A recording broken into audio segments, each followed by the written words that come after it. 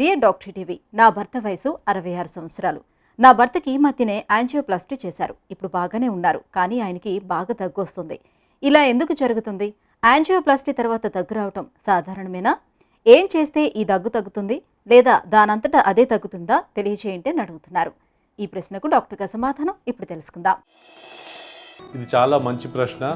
66 ఏళ్ల వయసులో మీ హస్బెండ్కు యాంజియోప్లాస్టీ చేసి ట్రీట్మెంట్ చేశారనడం తెలుసుకోవడం మంచిది.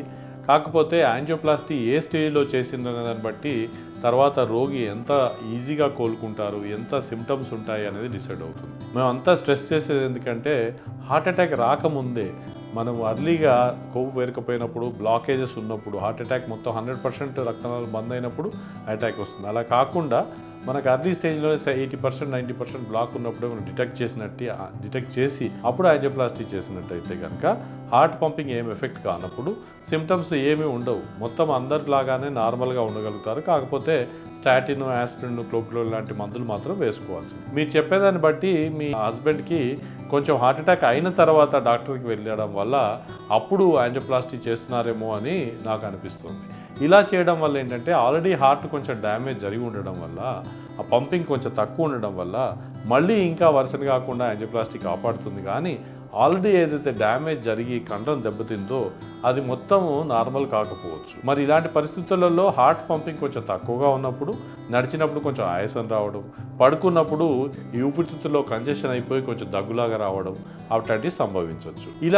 దీనికి కూడా మనకు సిమ్టమాటిక్గా తగ్గించడానికి మందులు ఉన్నాయి.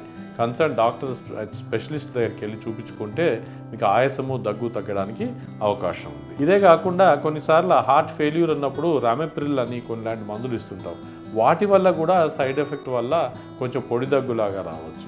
అది అప్పుడు దగ్గు ట్యాబ్లెట్ అడ్జస్ట్ చేస్తే ఆ దగ్గు మొత్తానికే తగ్గిపోతుంది. సో కనుక ఇంకేదైనా అలర్జీ వలన ఈ ట్యాబ్లెట్ సైడ్ ఎఫెక్టా, లేదంటే పంపింగ్ తక్కువ ఉండడం వల్లనే దగ్గు వస్తుందా అనేది కన్సర్న్ డాక్టర్ దగ్గరికి వెళ్ళి ఎకో లాంటి పరీక్షలు చేయించుకొని హార్ట్ ఫెయిల్యూర్ ఉందా, మిగతా కానీ ఎందువల్ల వస్తుందో తెలుసుకుంటే దానికి ఆటోమేటిక్గా మనం దగ్గు తగ్గించుకోవచ్చు. ఇంకోటి పాజిటివ్ విషయం చెప్పదలుచుకుంది ఏంటంటే, మనం హార్ట్ అటాక్ రాకముందే కనుక నేరంగా ఉన్నప్పుడే డిటెక్ట్ చేసుకొని మనం యాంజియోప్లాస్టీ చేసుకున్నట్టయితే కేవలం కొన్ని మినిమల్ మందులతోనే ఇంతకుముందు ఏమేమైతే యాక్టివిటీస్ చేసేవారో అన్నీ కూడా మళ్ళీ నిరాడంబరంగా, నిరభ్యంతరంగా, ఇంకా ఏమాత్రం దానికి డిస్టర్బెన్స్ లేకుండా మళ్ళీ అన్ని పనులు చేసుకోవచ్చు.